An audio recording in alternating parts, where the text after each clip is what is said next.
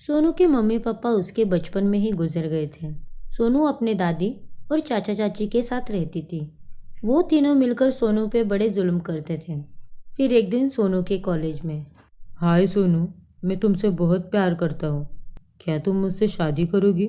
सोनू भी राकेश को बहुत पसंद करती थी, लेकिन घर वालों का सोचकर सोनू राकेश को मना कर देती है। नहीं राकेश, मैं तुमसे शादी नहीं कर सकती, और वैसे भी हमारी उम्र भी नहीं है अभी शादी की। फिर सोनू वहाँ से घर चली जाती है। सोनू के घर में मेहमान आए थे। उन्हें देखकर वो किचन में अपने दादी के पास आती है। अरे दादी, ये सब लोग कौन है? यहाँ क्या कर रहे हैं? ये तेरे ससुराल वाले हैं। हमने तेरी शादी इनके लड़के से फिक्स की है। हाँ सोनू, जल्दी तेरे हाथ पीले कर देंगे। क्या? मेरी शादी? अपनी शादी की बात सुनकर सोनू बहुत डर जाती है। फिर सब लोग चले जाने के बाद सोनू अपने घर वालों से कहती है, मुझे शादी नहीं करनी चाचा जी। सोनू की बातें सुनकर घर वालों को बहुत गुस्सा आता है। तुम्हारी शादी कब होगी इसका फैसला हम करेंगे, तुम नहीं। हमने तुम्हारी शादी सुरेश के साथ फिक्स कर दी है। सुरेश? कौन सुरेश? मैं तो उसे जानती भी नहीं चाचा जी, तो मैं उससे शादी कैसे कर सकती हूँ? मैं शादी नहीं करना चाहती। मेरे सारे दोस्त आगे की पढ़ाई कर रहे हैं, मुझे भी आगे की पढ़ाई करनी है। तू चुप कर चुड़ैल, पैदा होते ही अपने माँ बाप को खा गई। अभी तुझे आगे की पढ़ाई करनी है? तेरी कॉलेज की फीस कौन देगा? तू शुक्र कर कि हम तेरी शादी तो कर रहे हैं, और ये पढ़ाई का भूत अपने दिमाग से निकाल ले। हाँ, जल्दी से शादी करवा दो इसकी, कहीं ये किसी के साथ मुंह ना काला कर दे। क्या रे, तेरा कोई चक्कर चल रहा है क्या? क्यों इतनी बहकी बहकी बातें कर रही है? दादी की बातें सुनकर सोनू सोचती है, अगर मैं हाँ बोलूँ तो ये शादी कैंसिल हो जाएगी। हाँ दादी, मैं किसी से प्यार करती हूँ। सोनू की ये बात सुनकर घर वालों को बहुत गुस्सा आता है। क्या देखा आपने? ये कल मुझे अपना मुंह काला करके आई है। चाहे कुछ भी हो, मुझे कोई परवाह नहीं। इसकी शादी मैंने जहाँ फिक्स की है वही होकर रहेगी, और अभी इसे कमरे में बंद कर दो, कहीं ये उस लड़के के साथ भाग न जाए। खाना भी मत देना इसे। फिर वो लोग सोनू को एक रूम में बंद कर देते हैं। मैंने झूठ बोलकर अच्छा नहीं किया, ये तो मुझ पर ही उल्टा पड़ गया। अब मैं क्या करूँगी? मेरी आगे की पढ़ाई का क्या होगा? इतना बोलकर सोनू रोने लगती है। फिर कुछ दिनों में उसकी शादी हो जाती है। फिर एक दिन, सुनिए जी, आज रात के खाने में क्या बनाऊँ? कुछ भी बना लो, मुझे क्यों पूछ रही हो? आपसे नहीं पूछूंगी तो किससे पूछूंगी? आप पति हो ना मेरे। ये पति पत्नी का ड्रामा मेरे सामने मत कर। मेरे घर वालों को बिन पगारी काम वाली बही चाहिए थी, इसीलिए उन्होंने मेरी शादी तुमसे करा दी। तेरे चाचा चाची भी आए थे हमारे घर, उन्हें बड़ी जल्दी थी तेरी शादी की।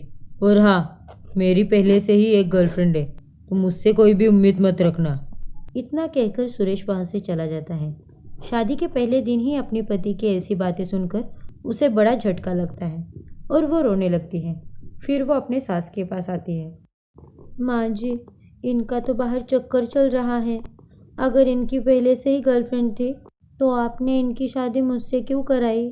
हमें सब पता है, तुझे हमें बताने की कोई ज़रूरत नहीं है। और रही बात तुमसे शादी करने की, तो तुम्हें यहाँ बस काम करने के लिए लाया है। अब जल्दी से खाना बना लो, मुझे बहुत भूख लगी है। अपनी सास की बातें सुनकर सोनू को बहुत दुख होता है और वो खाना बनाने लग जाती है। उतने में सास वहाँ आकर बोलती है, सुन बहू, कल सुबह जल्दी उठकर घर का काम कर लेना। झाड़ू पोछा और कपड़े भी तुम्हें ही धोने हैं। ठीक है माँ जी, मैं कर लूँगी। फिर सोनू अपने रूम में जाके रोने लगती है कि उतने में वहाँ उसका पति आता है। उसने बहुत सारी शराब पी रखी थी, उसे ठीक से चलने भी नहीं आ रहा था और वो वहीं पे गिर जाता है। अरे आप ठीक तो है ना? इतना कहकर सोनू उसे उठाने लगती है। हाथ मत लगाओ मुझे, तुम अपने काम से काम रखो। इतना कहकर वो वहीं पर सो जाता है और सोनू भी रोते हुए सो जाती है। सोनू का हर दिन ऐसे ही गुजरता था। उसका पति हर रोज शराब पी के आता था, उससे कोई भी बात नहीं करता था। वो बस घर का काम करने में ही बिजी रहती थी। फिर एक दिन, मेरा सारा घर का काम तो सुबह ही खत्म हो जाता है, दोपहर में भी मुझे कोई काम नहीं होता, तो क्यों ना मैं आगे की पढ़ाई कर लूँ।